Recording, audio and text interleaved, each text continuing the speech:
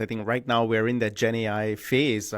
We can't go anywhere without hearing those words, Gen AI, right? Human skills are very important, right? We need to bring that human back in. And that's where Gen AI can do a lot of the stuff, the technical stuff, a lot faster. So how do we then manage Gen AI? How do we then use Gen AI to our advantage to improve our productivity and kind of bring in multiple facets and aspects of it, which we previously could not consider if we're doing them manually?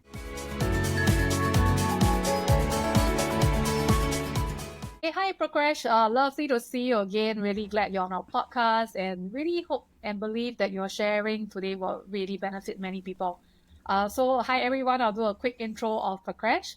So, he is currently a senior data scientist, workforce intelligence JPEG. Please explain that later to us. And also, you graduated with engineering and then you went into a mix of different career tracks and then back into something very engineering based, which is data scientist, right? And then you're now combining these experiences. I'm pretty sure I'm not, introducing you as well as I could be. So over to you. Maybe you can share with us a little bit more, fill in the blanks, what you really want our audience to know about you. Yeah, no, absolutely. Thank you so much for that introduction. And first of all, I'm happy to be here. And yeah, I think I've had one of those like kind of unorthodox career journeys in that sense. Started off in the higher education industry, higher education and training. Went through my rounds, went through a couple of roles, and then just decided that, you know what, that engineering bug was really hitting me. And I kind of felt that, you know what, I needed to come back and get my hands dirty on building something. Um, and maybe I'll touch a bit about that later on. And then COVID was that kind of like that pivotal moment where I was like, okay, you know what, this seems like a good time to kind of shift into tech. There was a lot of government support going around during that time. The government itself was trying to push people into tech. So I was like, hey, why not? Let's take a shot. And so that's how I kind of stumbled into the world of tech and more specifically data science itself. And went for a boot camp. Was a 12 weeks intense boot camp where you kind of unpacked all of the essentials of data science and Python and all the coding and all of the fundamentals that you need. And then I went out into a startup, which was a HR startup building a recruitment product itself. That was very interesting, and then I kind of moved on to HR in a HR role. So that's where, let me unpack that workforce intelligence. Basically, it's just a data scientist in a HR role. So I'm sitting within the HR team in Oracle itself. Yeah. Wow, that's a lot going on. We'll definitely unpack a bit more of that later. So just really thank you to be on the show once again. I think here at my working title, we really found out that the topics of careers are just really very stressful, lonely, and even boring at sometimes. So we're trying to make it more interesting, more relational, more fun, more heartfelt. And Singapore's trying to keep up. We are hearing MNCs shifting regional teams overseas, local banks having layoffs. So at the same time, we're seeing an increase in lifespan and more career transitions are expected. So the ability to switch careers like you are definitely more common than ever. And it's not the easiest sometimes. I do remember that you said it can be a little bit uncomfortable but at the same time rewarding. So yeah, we definitely need to equip ourselves better with better mindsets and skill sets. So just want to also deep dive a little bit more about what the little you shared just now.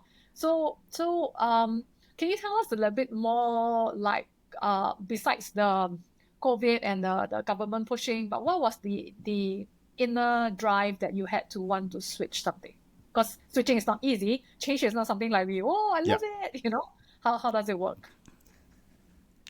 Yeah, absolutely. And I think it's not that instantaneous, like one day you wake up and like, oh, okay, let's just switch careers, right? And I think it festered over time. And for me, what it was this event back in 2018 where, we're just bored. So I grabbed a couple of my friends and WSG back then, they were organizing a hackathon. So I kind of told my friends, hey, you know what, do we have to lose? It's just a weekend. Let's go and join this hackathon. So we had our expectations low. It revolved around, creating a better resume, or a better hiring process, for SMEs and all. And so me and my friends, we've been around a couple of MNCs, SMEs, so we kind of were familiar with not only just from the employee's perspective or the applicant's perspective, but also from the hiring manager's perspective as well. So we thought, hey, you know what? We could add on some perspectives here, gave it a shot, came up with a prototype. Not a working prototype, but per se, but it was fancy enough. It was a design, kind of clickable design and stuff. And funnily enough, we won second prize, and Wow. that was amazing. And we were like, wow, okay, yeah, second prize. Okay, so we're onto something here. And true enough, a week later, WSG called us back in and said, hey, we're going to give you a sum of money, and we want you to build a working POC because you really hit the nail on the head in this prototype itself. We want you to get something running so that we can kind of match it up and bring it hopefully one day to Micro's future and all that. So I was excited and I was like, oh guys, this is a wonderful opportunity. And then we started sourcing around, getting some codes to kind of build it because bit of context as well, none of us knew coding back then. So we were all just like non-tech people. And we were kind of sourcing around the codes, and then it didn't really make sense financially. So my friends were like, you know what, Prak, let's just call it a day. Let's just tell them, you know what, sorry, thank you so much for the opportunity, but we can't, get this to work out. And after doing that, my friends kind of went on with their lives. But for me, I felt personally, frustrated, really frustrated, because I was like, here we are, we hit on a solid idea. And if only we knew a bit of tech, just, pulling together some APIs, pulling together some links, getting, a working prototype there, we could actually show that our proof of concept works, and then we can move on, down the stages, right? And so that really frustrated me. And I was like, you know what? I need to learn coding. I need to at least be the tech guy if I'm starting up a founding team.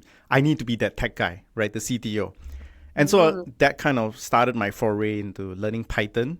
It wasn't easy, but over time did a lot of like online courses, and then I went for another boot camp. It wasn't really an intense boot camp. It was kind of like a part-time classes kind of thing, to learn Python and data science, the fundamentals and all that.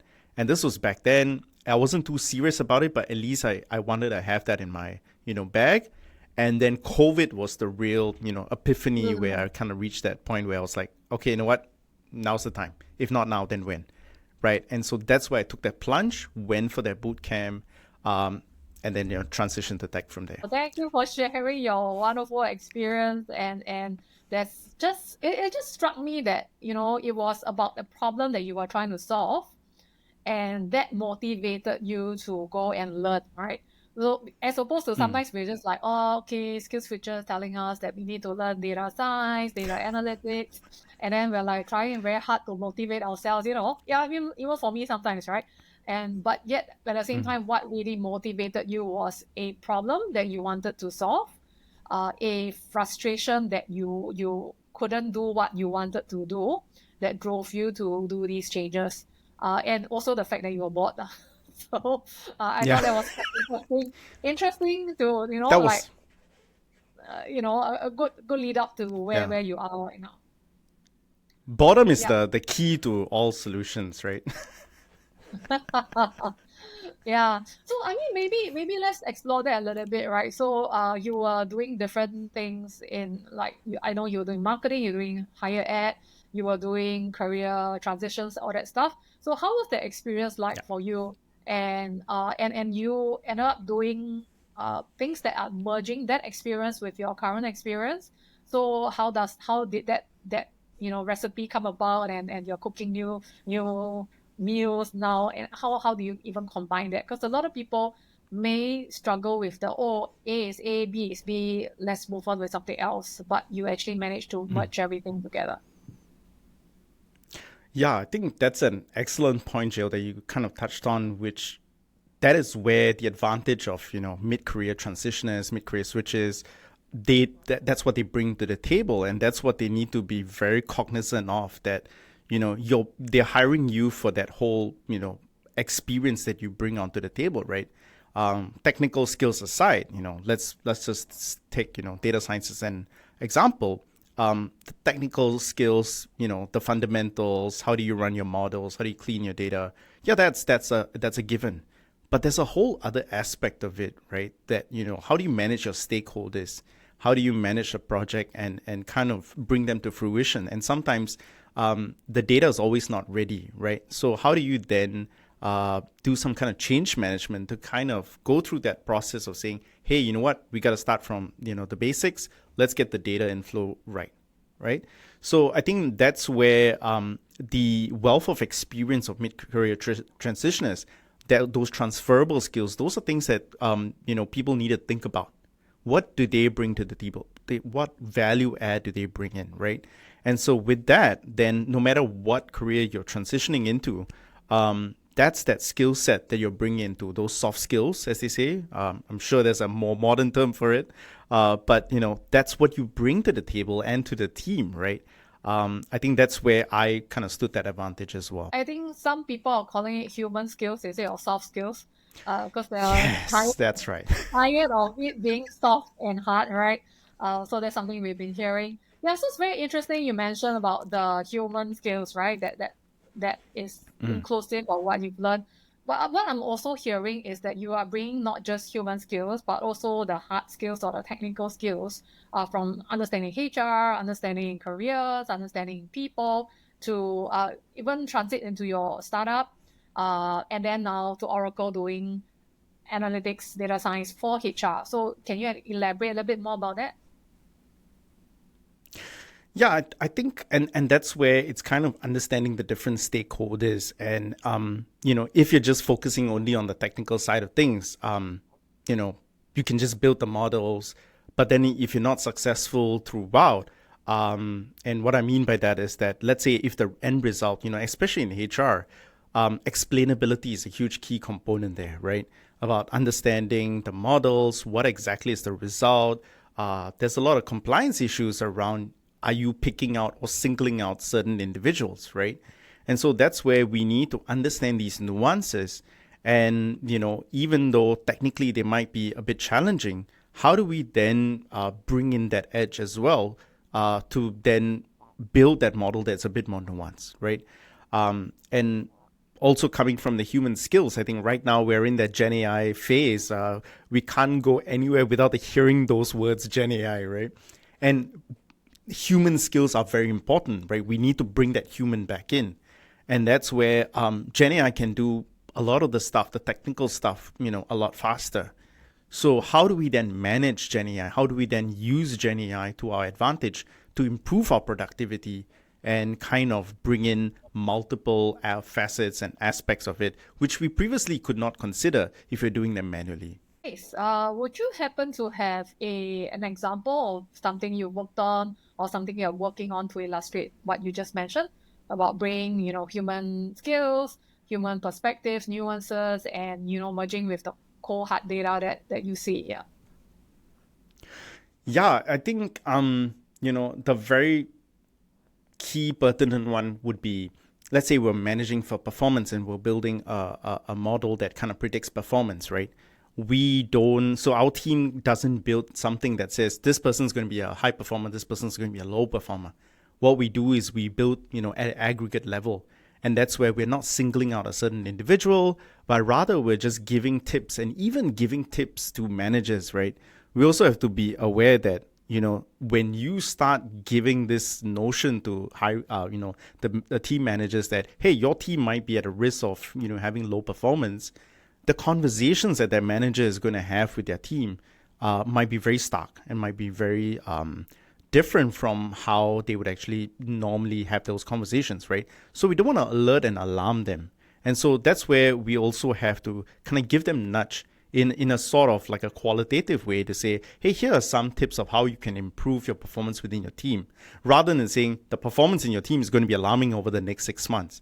So these are things that, we have to kind of, like, the model won't spit out those very humanized version of that, right? And that's where we come in with our expertise to kind of humanize the output, to kind of understand that, okay, so if this team needs a bit more nudging, how do we then do that nudge? How do we then, advise the managers? What are some actionable tips, from the other, features that we've seen, okay, so these are some areas that they need to focus on. And we'll use those tips to kind of advise the manager to say, hey, if you did this, you might improve your performance by this much. Yeah. Nice. So what I'm hearing is that you have taken all your experiences in your earlier past life to some extent to build the data sets with that human skills, human perspective. And then after you sorted out the data and stuff like that, you actually use the skills to manage stakeholders, to lead them, to nudge them, to figure out what's ahead. So wow, that's a really good combination of your so-called past life and your current life.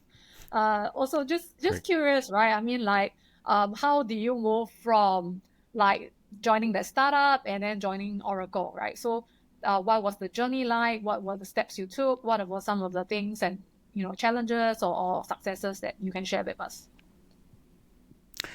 Yeah, so I think, joining the startup was a bit of a question mark for me as well, because I've worked in larger universities and all, where there were lots of people around, bigger teams and all. So I was like, is this right for me? And so one thing that, as hilarious as it is, one thing that helped me was I decided to watch a couple of movies. And one particular one that was moving into tech was The Internship. This was way back. If I'm not wrong, I think it's 2013, right? The Internship. It was a really heartwarming movie about how these two guys, they just got laid off and they're transitioning into tech, so they joined Google, right? And just going through that whole experience and how their manager, who he thought wasn't supportive of him, actually was his best advocate for him, right? And so that was a very interesting experience to see what they brought to the table and how do I then position myself. And the other movie that really helped me was along the same lines, I think there's a trend going on here, was The Intern with Robert De Ah, Niro. yes. And yeah, right. And so that was also a very interesting thing because he was this corporate guy, having worked with large teams, and now he's moving into a startup and he's an intern, right? So it was a very humble experience for him. The humility that he brought to the table, how he helped the team, not just in their professional lives, but also in their personal lives. And that was kind of the edge, right? He had that experience, and that was kind of the value add that he was trying to bring forward. And that really kind of helped me to put into perspective, to really reflect on, okay, what are my experiences? And sometimes, it's always easier said to say, look at your transferable skills, put it down on a resume. And sometimes you really got to reflect and think hard. And so what I felt was those movies really helped to put it in perspective, to kind of structure like, okay, so this is where, I could bring that edge, right? And that kind of helped me transition into a startup, working that fast-paced environment, being agile. That's one of the key things, right? Because you could be doing one thing in a month, and the next month you have to pivot and you're doing something else, right? And you have to be resilient and just keep moving with the flow, and just remember what your main overall goal is, right? And just keep hitting that. Yeah, so and that was kind of startup life, and it was really great. So how I transitioned into Oracle, there was a funny story actually. So my current manager right now, so I've actually worked with him way back in my first company. And so we were just having this conversation, and I went in with the intention that, I want to get him as a customer. And so I was kind of pitching him, the product and stuff. And he really saw my passion, explaining, focusing on the data science aspect of it. And so he was like, hey, you know what? I've got a position in my team. Would you like to join? And Wow. he was kind of a visionary in that sense, where he really believed in, having a diverse group of talents within the team itself. And that's kind of where, mid-career transitioners also, bring that advantage, right? If you're going to hire somebody, straight from that straight track, you're just going to get groupthink, right? And where I put in my experiences, I bring that, human side, that qualitative aspect, to ask why. Why is the model spitting this out? Why could we do something else? Could we put a different inputs in? Could we run a survey so that we could, bolster some of the results? So that was where he saw that, having different people with different expertise, the team was made up of a wide variety of people coming in from business, coming in from sciences, and also coming from tech itself. So we were a whole mishmash of people where we came together to join our ideas together to make the best for HR, right? And that's where the data science for HR came in, and hence we can kind of build that intelligence for workforce. Yeah. Nice. So what it is, like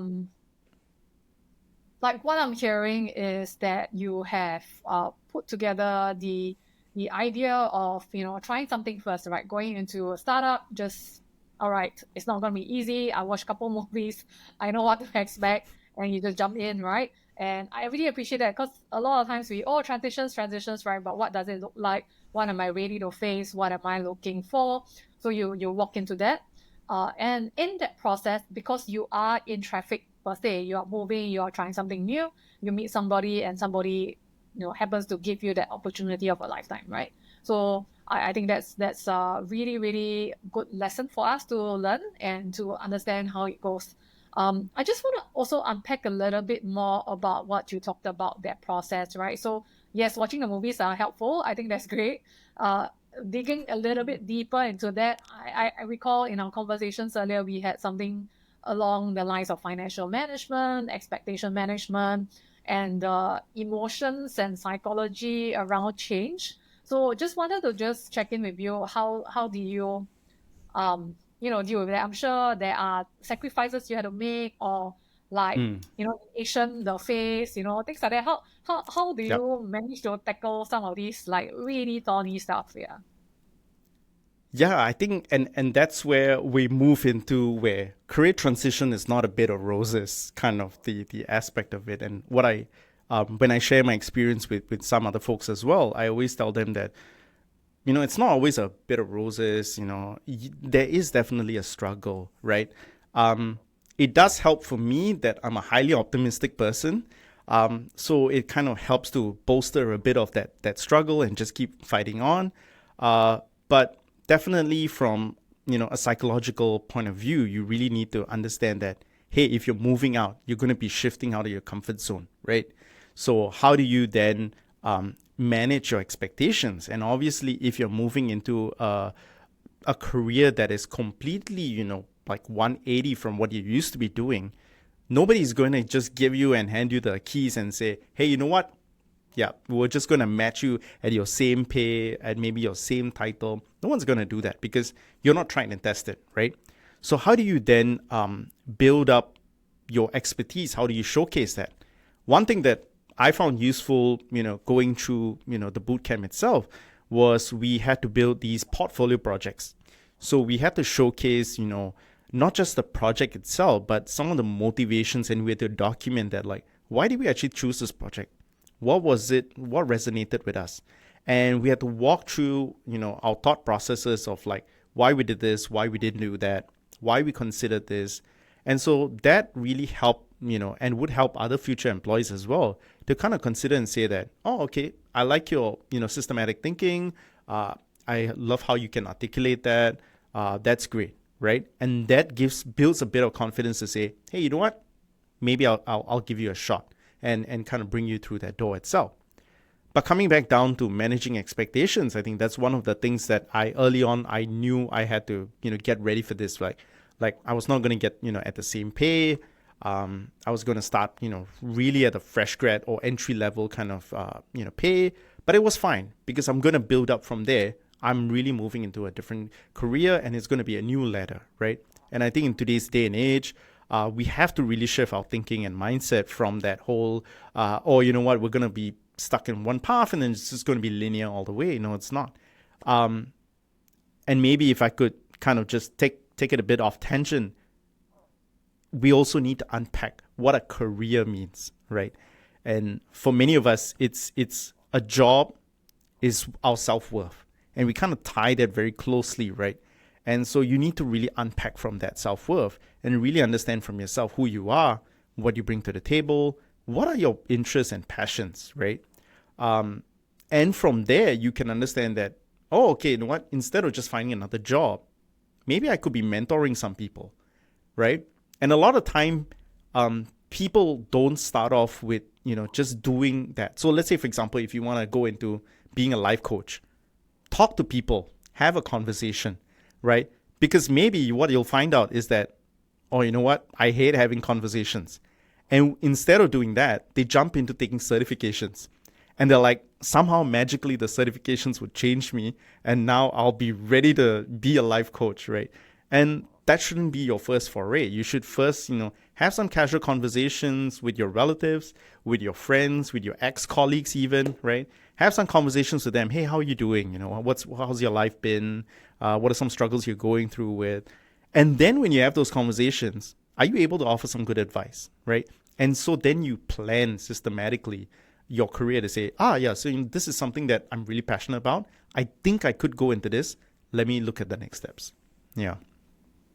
Wow, I see you walking back into your earlier days of giving career discussion and advice. I think that's great. I Job love has love. it. I've learned to call it occupation habit instead of occupation hazard. That's a bit better. That's a Yeah. nicer way of putting it. Absolutely. Yeah. So yeah, I love that unpacking that because that is a lot of times the process is not very clear and people don't necessarily want to face that and uncover that and unpick certain things, unravel certain things, or add back some things to think about the future. So I just wanted to also ask you how like you said I'm curious, right? You are naturally optimistic person.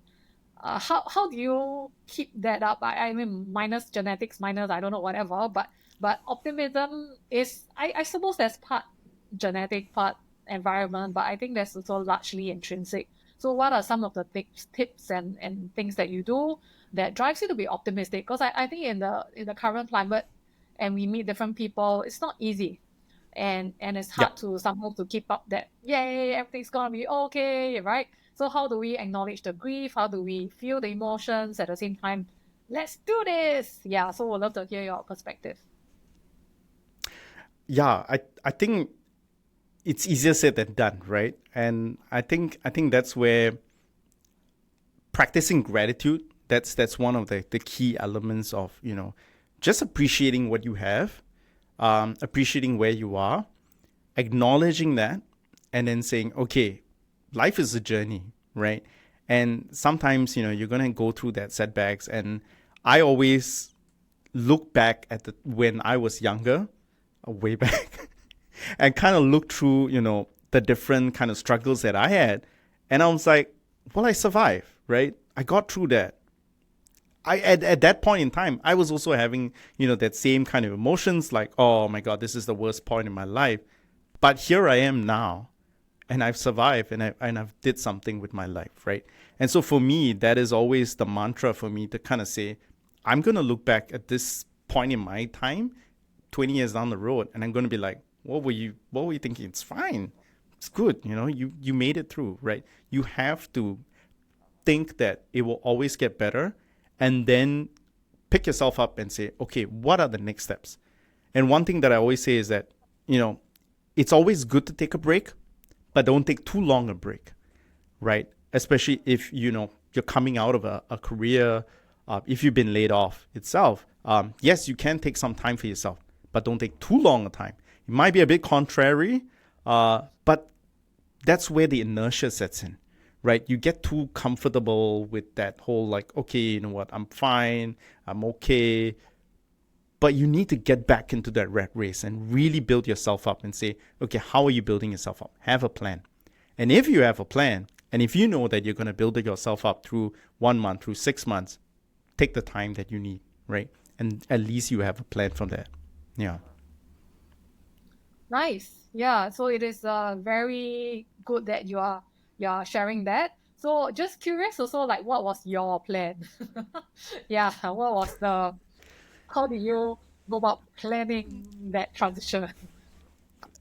I wish I could say there was a plan. No, there was a plan. There was a So this is where unplanned the plan. engine, yeah, so this is where the engineer in me comes in, right? So I'm a bit of a realist, and I need to have that plan, where I need to start planning and figuring out, okay, not only just, psychologically, mentally, but also financially, right? I think that's also a key aspect as well. They always say you got to have like, 6 to 12 months. I think the norm is 3 to 6 months, but I think in today's day and age, 6 to 12 months would be a better safety net, right? So have a bit of savings there to ride you through those expenses. And I think the financial aspect of it is key, as well as the mental aspect of it, right? And so for me, it was about having those facets kind of like ticked off, those boxes ticked off. And I was like, okay, yep, looks like this would be the right time for me to transition out. So let me go. Yeah, let me make that switch and let me take that plunge and see where this road leads back. Yeah. So to make it more tangible for listeners, what was the granularity around that, right? Around finances and around time. What were some of the things that you found the boundaries or some of the limits or some of the practical things you did to be ready for that transition?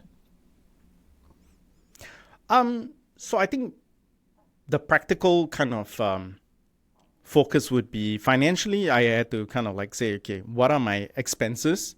And kind of had a real good hard look at my expenses to kind of say, okay, what are the things that I really don't need to spend on? Any subscriptions, anything to cut away, anything to dial back, and then kind of make sure that my monthly expenditure was a certain amount. And then from the savings I had, what was the runway I had to, get a job? And if I couldn't get a job after the boot camp, or I, was struggling to find a job after a certain X amount of months, then I was gonna go back into my industry, right? To ride through first, get a job, or find a job that was a really entry level, just to kind of get my skills up to a certain level, build that confidence, and then move up into another role, right? Transition out there, and then build up my portfolio with a more relevant skill sets. And so I think that was kind of my kind of tangible stuff from the financial point of view. Okay, that's a lot to unpack at the moment. Yeah, so there Right. are a lot of these, big words throwing out. At least people are getting into the thought about transferable skills, but how do you actually do it Yeah. practically? No, I think the best answer to that from me would be basically the projects, like that portfolio piece. So, I mean, tech aside, so even if you're moving into, say, marketing or you're doing social media, you're not doing social media before, but if you've done, like TikTok and Instagram as your passion, you can kind of use that as your portfolio piece as well. And I think that portfolio piece is very crucial to demonstrate your abilities. That's one. And also to articulate, how you can kind of bring forward, certain sets of ideas. Why do you come up with those ideas? And how are you going to move on from those ideas as well? So I think that's the portfolio piece is a crucial part to demonstrate, because you don't have anything else, right?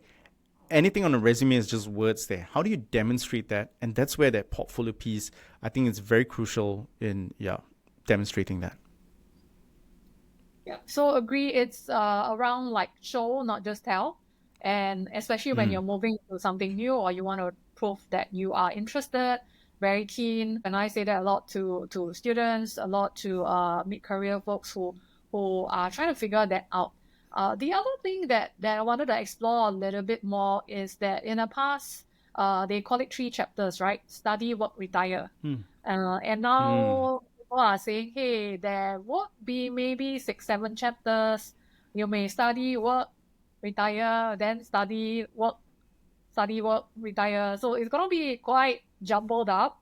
And I want to just tap on your wisdom and tap onto your thoughts around unpacking a little bit more about the resilience bit, about how else can we, keep up this optimism and all that. It can feel, it sounds tiring to some people. It sounds like, Yeah. oh goodness, it's just constant reinvention. So what keeps you going? What keeps that anchor for you? What keeps that passion and what keeps that drive for you? Just curious. Yeah, I think there's a just coming back to that point on that it's tiring, and that's where why is it tiring is because you see a job as a job and you're really not passionate about what you're doing, right? And that is something to stop, pause, and reflect, to ask yourself, okay, what is it that really gets me passionate about, right?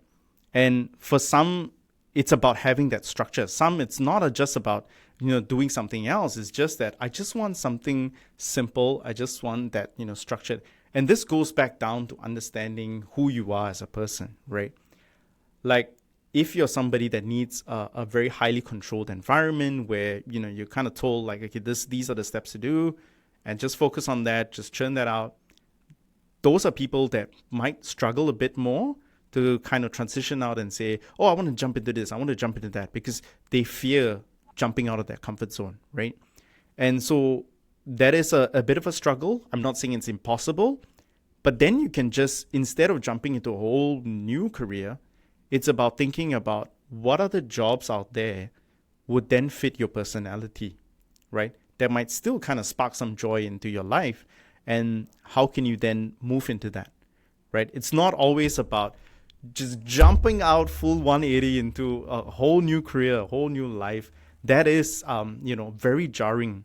But at the same time, it's also about moving and building your skill sets, building your skills repertoire, so that, you stay relevant. And when it comes, that time, you can showcase those skills to say, hey, these are the things that I've done.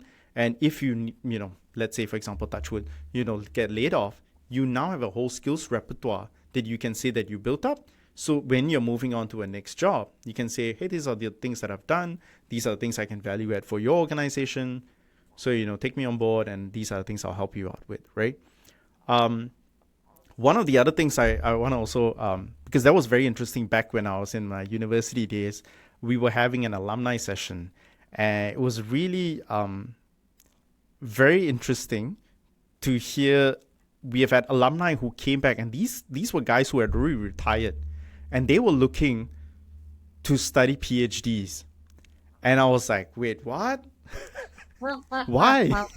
Wow. Why? Okay. Why shouldn't Not you that guys bored. are like managing directors? Yeah, like you guys are like head honchos in your organizations, and they're like, no, you know what? We're tired of that. We're tired of running big teams and all. We just want to study. Anything, just give us anything. We'll just study. We just want to study. And so that was very interesting. That, and like you mentioned, right? There's multiple cycles of it, right? We study, we work, and then we move around those different cycles and figure out. And it's also about having that mindset that are we succumbing to society's perception of what a typical career is, instead of looking into ourselves to say, what brings me joy, right? How should I then focus on my career? Maybe it's about studying, maybe it's about building up my skills in this particular area, because then I can bring that back to my role, or maybe it's something I want to do in the future, right? And also going back to what I talked about earlier on about career, not being just the job that you do. There's a lot of other aspects, non-job aspects of a career, right? Whether you're mentoring someone, whether you're doing voluntary work, whether you're doing, let's say, an entrepreneurship kind of model, you're building up a startup. All of these different aspects build different skills, right? And so also thinking about that transferable skills, all of that would have a different set of skills repertoire that you could add on to yourself to say, this is who I am, this is what I bring to the table, right?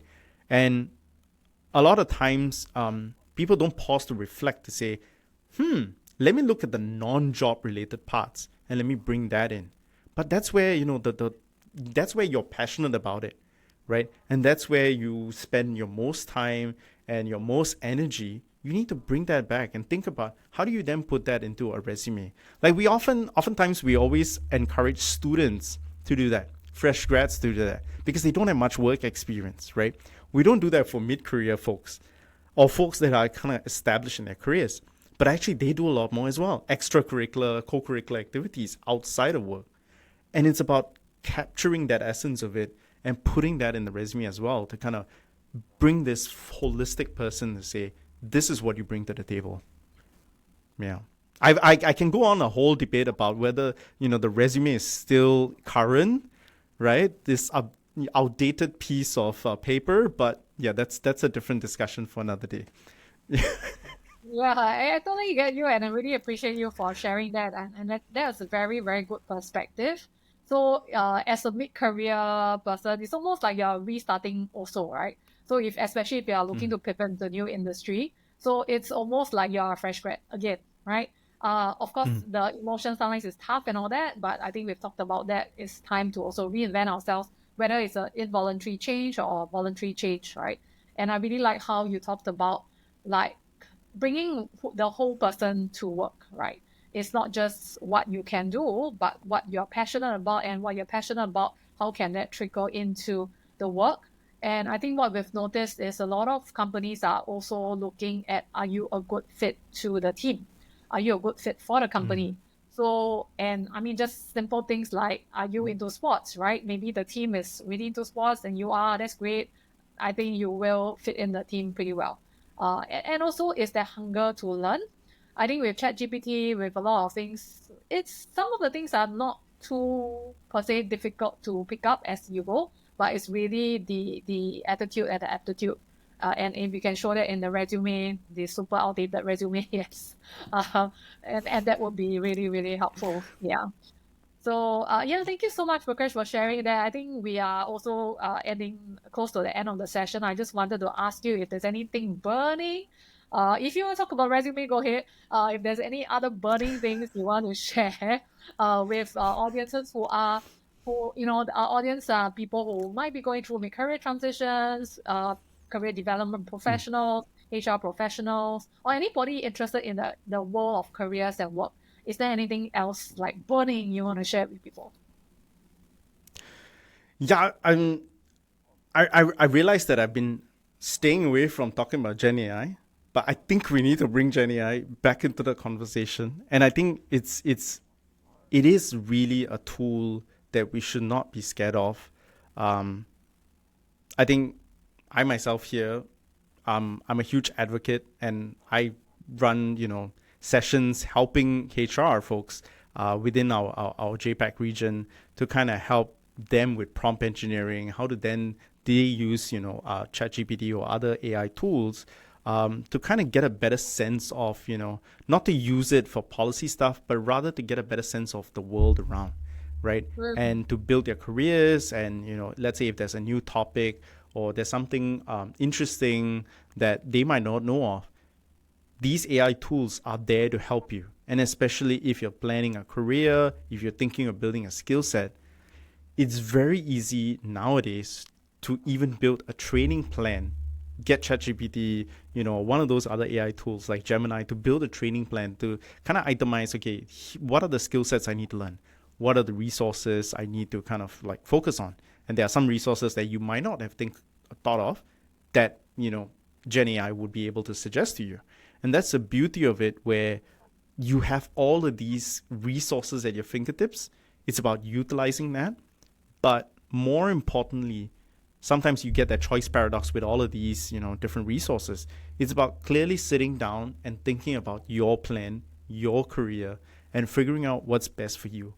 And one advice that I always give, like the interns that I coached, the students that I've coached before, is that when having those conversations with multiple people, you're going to hear their different facets of life and their circumstances.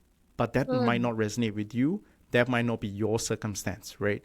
So take all of that in, but then unpack all of that with your current circumstance, with your passion, with your own beliefs and values, and then figure out for yourself what is that right path, right? I think in today's day and age, we're moving away from that rat race, and everyone is, trying to understand a bit better about that. And there's some conversations around that today. So that's very enlightening to see. And also that's why I'm a bit optimistic as well, because I'm seeing that shift, where a lot of these conversations and as you can see across, even the region as well, right? Like in Japan and Korea, where, the working norms are being shifted. Why are we running through this rat race, right? And so a lot of times we need to then look at ourselves and figure out, okay, what is best for us? Have that plan. There's tons of resources and tools to help you along the way there. Wow, that was really, really good. And that's something that we speak a lot about. Like careers are contextual. It is really not Mm, like one template fits all and not the holy grail of pushing one button and this is my life, right? And I love how you talk about sense making and making sense of the trends and why it makes sense for us.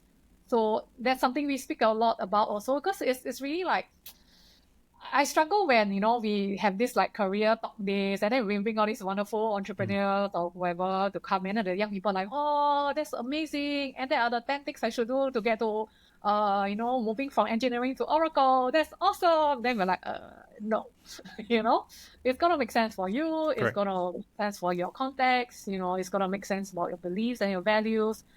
It's gonna make sense for what your future that you're imagining to be. And I think that's really you're hitting the nail on the head that we love to talk about. And also the whole Gen AI piece, right?